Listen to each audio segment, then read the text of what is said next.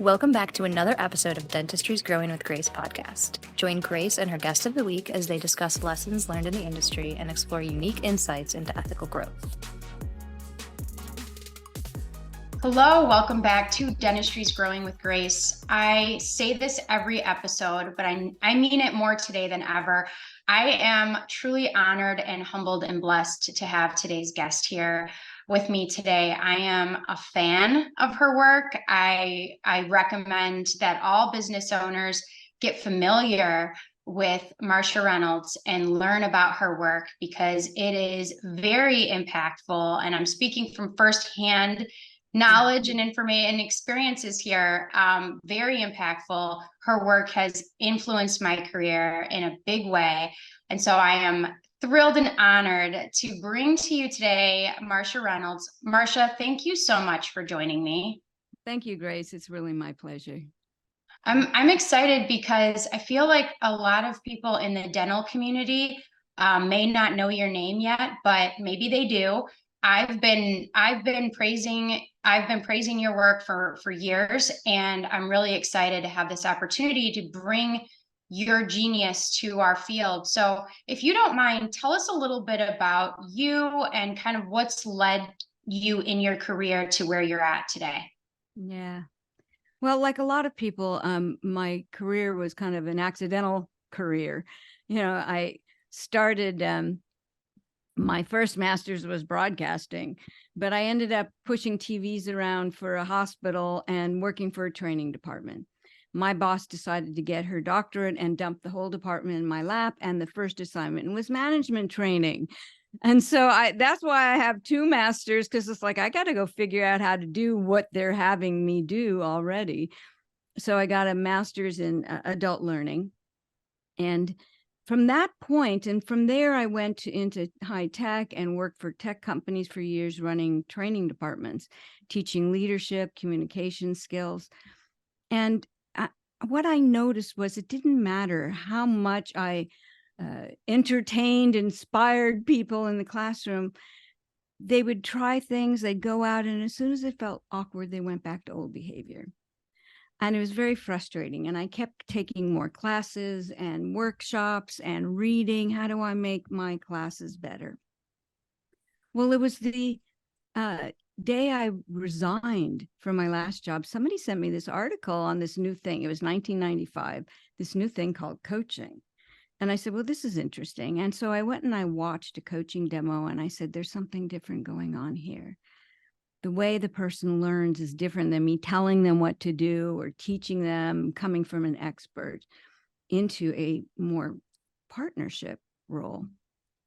So I signed up for a coaching school. It ended up inspiring me to get my doctorate on what goes on in the brain when we learn and the different modalities. I got very involved with emotional intelligence because emotions were something we always took out of the picture, and started writing books because I wanted to share what I was learning, because I couldn't find this before anywhere else. Since my fifth book will be released in January.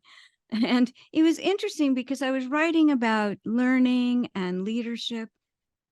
And then finally I said, let me really focus on coaching, because whether you're a coach or just using a coaching approach to your conversations, you're still engaging people in a new way, inspiring them to have the confidence to take action, to move forward, to have sustainable change.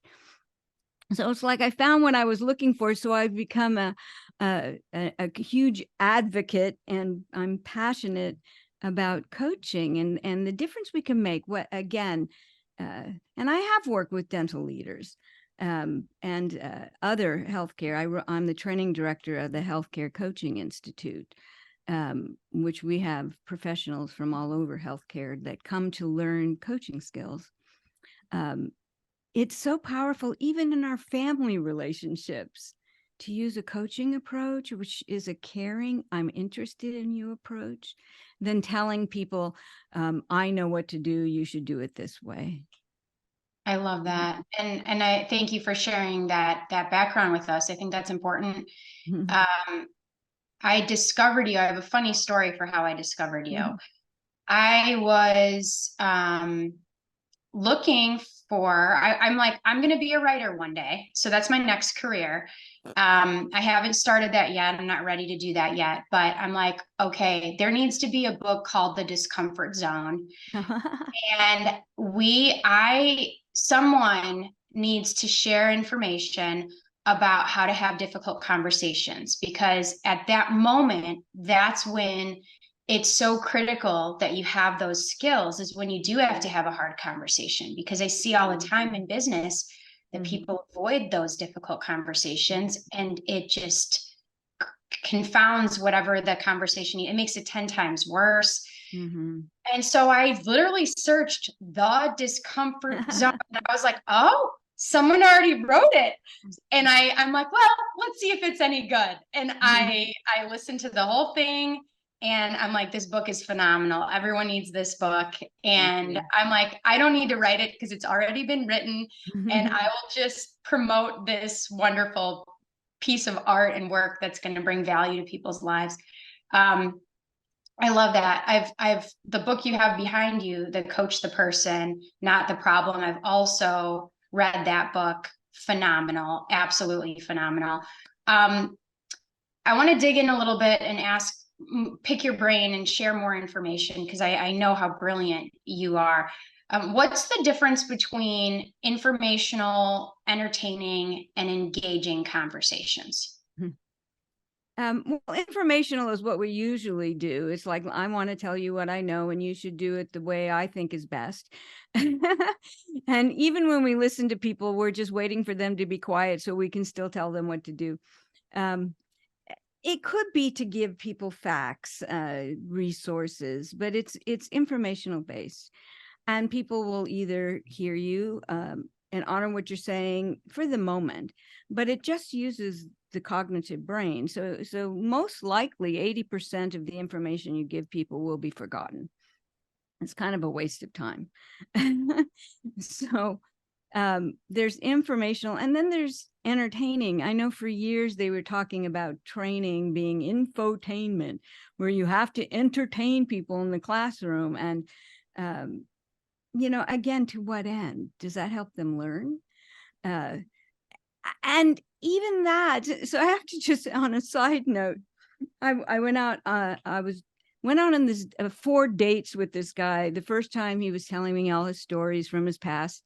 Okay, interesting. And then the next one, all his stories, and next one, all his stories. And I finally said, can we play a game? Could we go for an hour and you not tell a story from your past? Just talk about what you're doing in the future and maybe ask me questions. And he said, okay. I haven't heard from him since, but I said, you're entertaining, but not engaging, and we think, everybody thinks, oh, they want to hear my stories and we're so funny, but we're not engaging the person that we're with, and so do you want to engage people to, and all of us have these great needs to be seen, to be heard, to be valued. And for you to think I'm smart, to some degree, we all want that. And so if I'm only giving you information, I think you don't think I'm smart, or if you're just entertaining me, it's like, so is there nothing I have that's interesting to you? So using a coaching approach really uses a lot of curiosity. What do you mean by that? How do you see the situation so I can see it through your eyes? We're very curious about what's going on in their mind. That opens it up. It engages them right away and opens up to have a conversation that even if we want them to change what they're doing, it's the best opportunity to say, okay, here's how I see you. You see the situation, but what you're doing isn't getting your result. Would you like to look at another way to get the result you want in that situation? They're far more open to hearing possibly your brilliance if you've listened to their story first.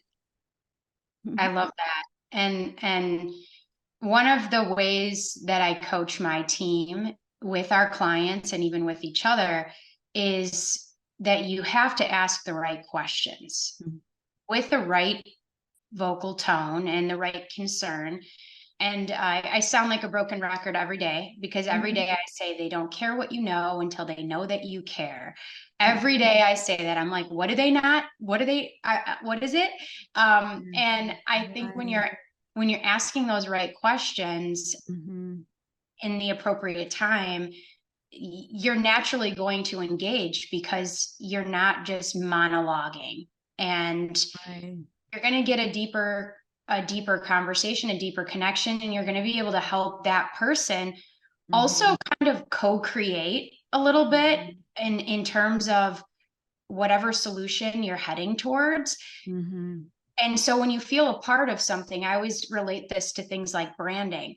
It's like if you were to have a baby and you've got to come up with a name for that child. You wouldn't want someone to give you a list of 10 names. You would want to talk through what the names mean and how they make you feel. And there is a deliberation process and decision making that can be exciting and engaging if it's done right. But if someone's just telling you what to do, the buy-in isn't going to be there, from what I've seen. Yeah. Well, you're pacifying their brains. You're not activating it. When you tell people what to do, there was a study done last year where they put brain monitors on 16 people. They found out, they interviewed each of them to find a problem that they're kind of stuck on. So first they had them go off and just try to figure it out on their own. Okay, brain waves were, moved but mild. And then they sat them down and gave them, with a person who cared, gave them some advice. Here's what I learned when I did it. And, this might be helpful for you. Brain waves, again, very minor, and people will either comply with you or resist, but you're pacifying the brain. And then they put them in a room with someone who used coaching approach, summarize what they heard just to make sure I got it right and I understand what you see, and then ask questions about it. Brain waves off the charts, and they said they had far more, like at least 3 times more creative solutions, the creative insight that were sparked. And not only did they have new solutions, but they were eager to try. They had more confidence, and even if it was risk-taking, to move forward. So when leaders say to me, I don't have time for that coaching thing, I'm like, so you're telling me you have plenty of time for people to constantly be going to you and asking you what to do because they don't know how to think for themselves? Or you take a little time to use a coaching approach and they can start thinking for themselves and they don't have to come to you all the time. Which one do you choose? There's such great value in using a coaching approach for all of us. I agree. It's starting to learn about this. I'm not the expert here, but starting to learn about this. I've even noticed an impact in personal relationships. Communication with my children has improved. Can you talk to us a little bit more about the coaching approach? Yeah. Well, the exercise I have when I just teach leaders coach, I go into organization, and again, I'm not trying to make them a certified coach, but I have them, again, I get this resistance to doing this, and why wouldn't I just save time and share what I know? And so I put them into groups, and just 5 minutes, you do 4 things. You first have to just listen and appreciate, receive what they're saying, receive it. And I do this because it's not just about hearing, it's fully receiving what it is you're telling me and you're expressing, and I'm fully taking it in.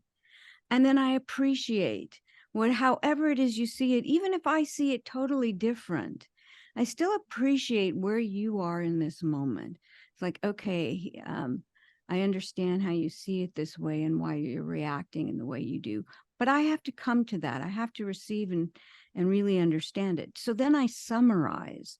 The third step is to summarize. Always summarize the key points. So you're telling me that what you think is happening is, all these people are ignoring what you're doing. You can't get your work done.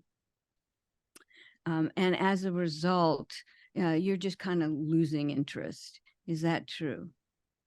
So, and then we ask questions. You summarize so they feel heard and use their words, and then ask questions. So what would it look like if you had it work for you?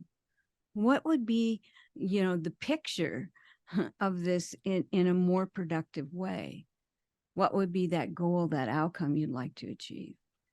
So instead of starting with, here's the problem, here's the outcome, we receive, we appreciate, acknowledge, summarize before we ask the questions and start getting into what else is possible. Thank you for sharing that. I'm trying to practice what I'm learning here. And I just want to say too, to our listeners and audience, write these things down. Next time you need to have a conversation, make it a habit to fully listen, fully engage, and appreciate whoever's speaking to you, and then summarize and then ask your questions. If this becomes your normal way of conversing, you will have stronger relationships. You will have patients that refer more. You will have employees that appreciate you and feel important. And it will have a very big impact. You can still move quickly throughout your day. Right. You don't have to, this doesn't have to completely stop you from keeping up with everything. It'll just reformat your habits. Once they're habits, it comes pretty natural. Once it sinks in. Yeah. What 3 elements does a person need to ensure a successful result, even in a very difficult conversation? Well, actually, that came out of my research for the book, The Discomfort Zone, which I just taught remotely for 120 Chinese leaders last week. So yeah, it's done well in many places. So it's across the board of how you would use this. But one of the main things that people don't recognize when they go into these uncomfortable conversations is, I always say, check your intention. Is your intention that you want them to change? Well, no, if you go in with that energy, you're already pushing them away. So what is it that you think the person wants? Do they want to be a leader? Do they want more control over their work? Do they want less stress? What goal might be useful for them that you could tie a behavioral change to? And so you start by saying, I know you want this. I know you want to be seen as a leader, but what's happening is you're shutting people down by telling them what you think they should do, and they don't see you as a leader. Would you be interested in talking about how you might handle those situations differently to elevate it so people see you as a leader? So if you can tie the conversation to something important to them or to both of you, instead of, I want you to change, you're not doing it good enough, which makes you wrong, and nobody wants to be made wrong. We start with intention. And if you don't know what they want, you better find out and wonder why you don't know what's important to them. I took over a department in my last job, the 3 women, and they came in, they sat down one by one, and I said, so what do you want for your career? How can I help you? And all 3 of them were like almost taken aback that I was asking. And the 3rd one started crying. She says, I've worked here for 14 years. Nobody's ever asked me that, what I wanted. They just assumed that I just wanted to take care of my family. And but what do I want? And even if I don't want anything more, I just want them to ask, So intention is critical. And then all the emotional intelligence. What emotion are you carrying? Are you disappointed? Are you angry? Or are you calm and curious? Or that you want to be direct with them, but you want to be compassionately direct. You go in with 2 emotions. That's it. And really set that before you go and feel it. Don't just think it. And then the final one is respect. Can you respect the person you are with? Everyone wants to feel that you value them. And if you're having trouble, then that's the conversation. to say, I know you can do this. I really count on you, and something's going on, and I have been a little disappointed lately because I know that what you can do is to achieve more. Would you be willing to talk about that? So either respect me or tell me what's getting in the way, because that's always on the table. And if it's not spoken, then it gets in the way of getting results. Thank you for that. It seems like you've really mastered that direct, compassionate communication. My personal experience has been that sometimes people are so not used to direct communication that they don't realize that it can be compassionate. The first time they experience direct communication, even if it is compassionate, even if it is respectful and professional, some people won't be able to handle that because their goal is to not be direct. And I found that the more comfortable we get with uncomfortable conversations, the quicker we align with people that have good intentions, and that it kind of naturally allows us to build the right team. And I love everything that you say. I love all of your books. I just want to tell our audience too that, like, there is a way to tell someone that you believe in them, you believe they can do better, and at the same time articulate where you're disappointed, because both sides of that conversation have to be there. And we can't be so worried about keeping everything flowery and no, please, yeah, we don't have progress, right? But sometimes that's what people expect, especially if you are a very positive, nice person.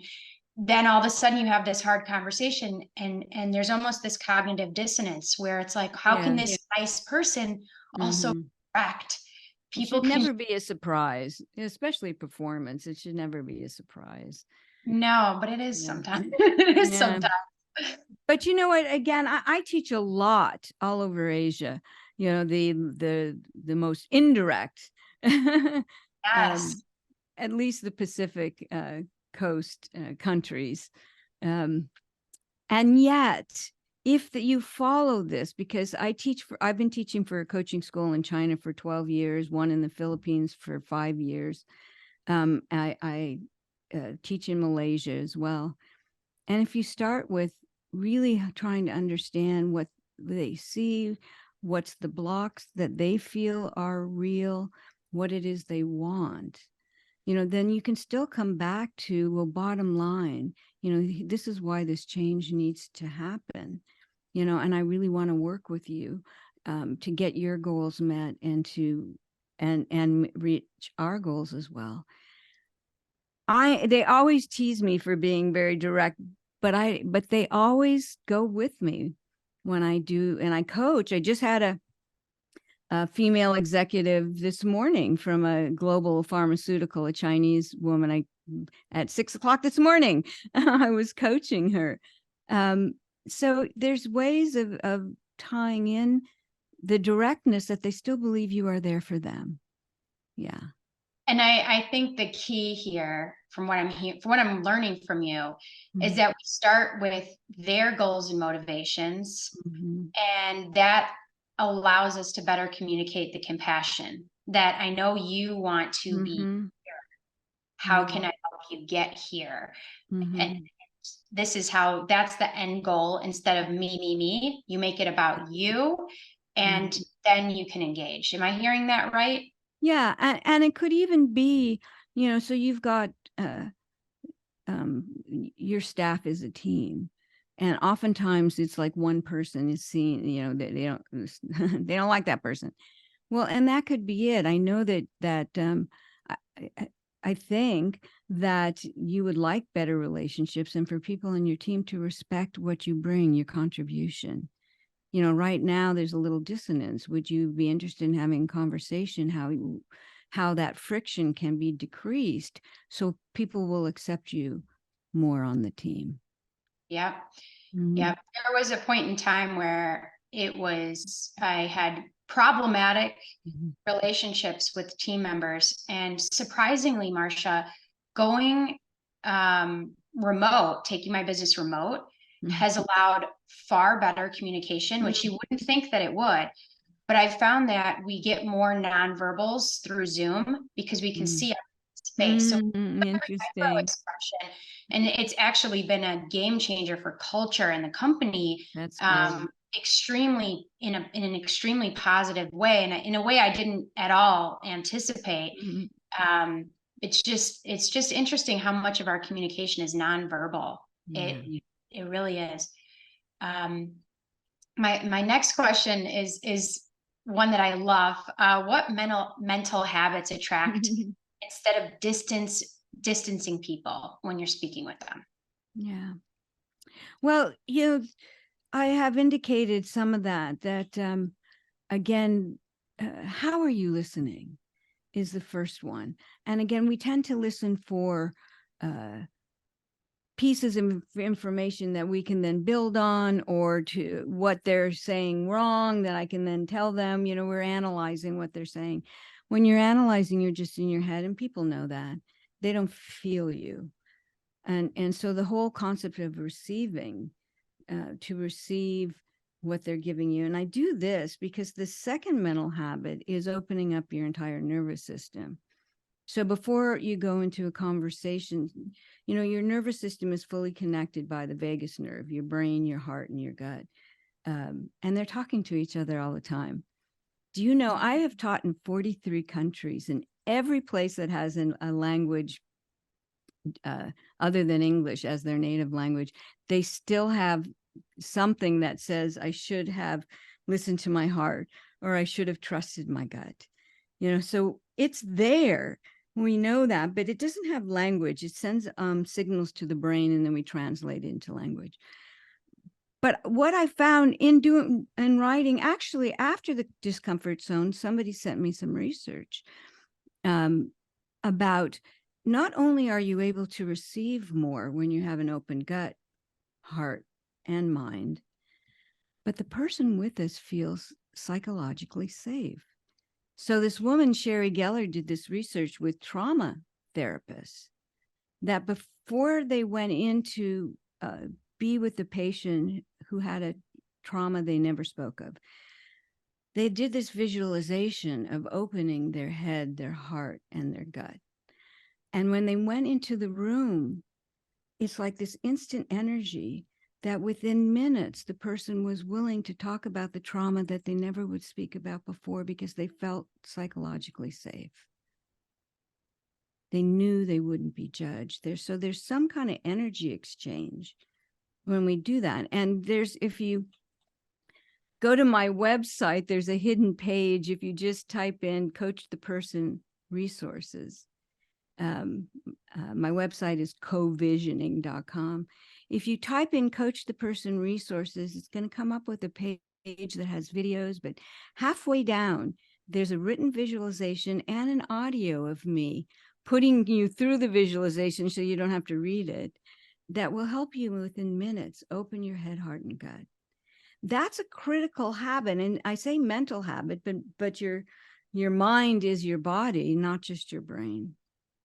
And the third one comes back to, the respect. Can you hold this person in respect? So again, it's emotional intelligence. It's, what is it that I'm feeling at this moment about this person and the situation? Can I shift it to care and respect, to curiosity and courage? Can I shift my emotional state? We only have the power to shift our emotional state if we develop the awareness of what's going on with us in the moment. So the first step is to just, throughout the week, set an alarm on your phone to stop and say, what am I feeling? And I do this because neurological emotions are happiness, gratitude. They affect us in the brain. Dopamine, serotonin, we're happy. But all the other emotions are adrenaline based, and they show up in our body. And I learned this from interviewing professional athletes, what happens when you get under pressure. And they said, always we have to release the tension in our body and then ground ourselves and determine how we want to feel. It has nothing to do with self-talk. They said if we self-talk, and we end up telling ourselves we're bad. So we choose our emotional state, and we can be present and get in the zone. And then they do their best. So your emotional choice, it's not regulation, it's not stuffing, it's choice. That's like the third most critical, which also has to do with, what do I feel about the situation and the person? What is it I want to bring in with me? What emotions? Make that your anchor. And anytime you feel tension in your body, release the tension and remember what you want to feel. That's so critical. That your emotions have more impact than your words. I could not agree more with that. Again, not an expert, just a human stumbling my way through life.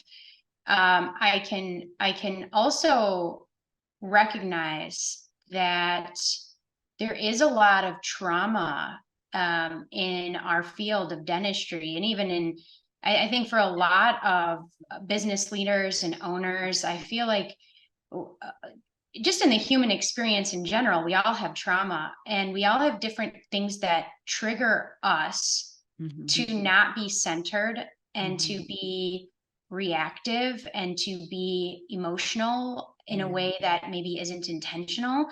And becoming aware of those things for ourselves, because it's individual for each person. Absolutely. You're going to have different things that you have to be aware of in order to allow you to take that minute and center yourself. I can't wait to try what you have on that page. I'm gonna have to definitely rewatch the podcast myself and go back to that page, or maybe we can link it in the show notes as well. Well, that'd be great. Yeah, we can definitely do that.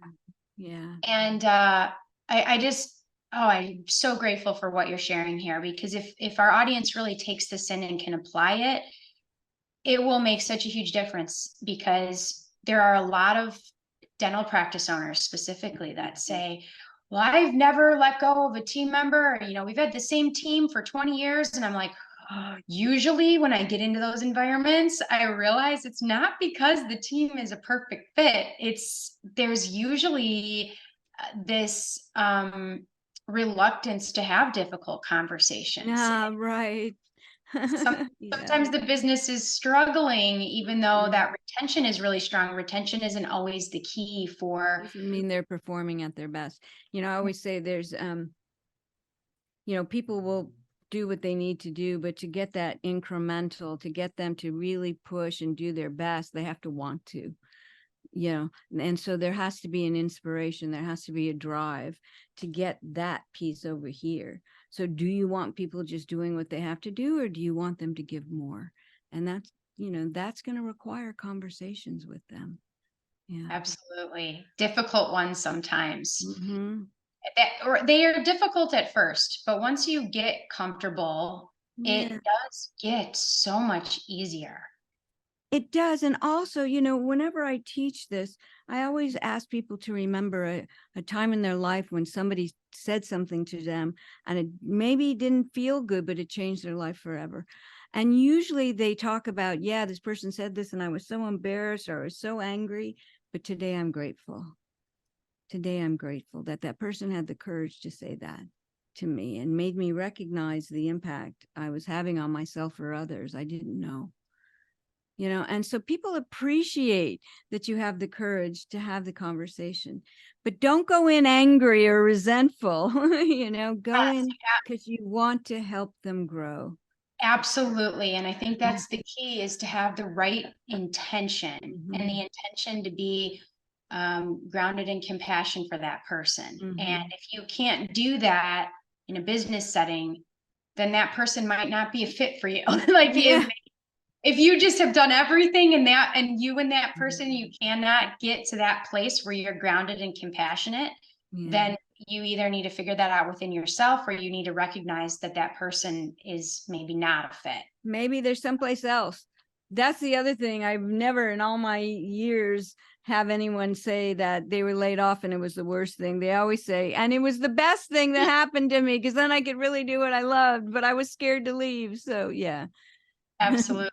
Yes. So my last question is can you tell us a little bit about why taking classes in coaching skills can improve someone someone in business? Yeah.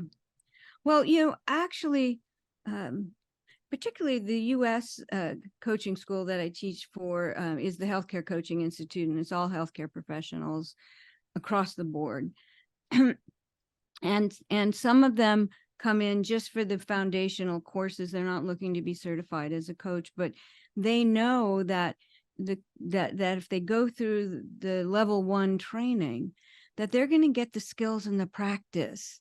You need to have the practice to really make those mental shifts in a safe environment that's going to help them to have more impactful, transformational conversations in a way they've never had before.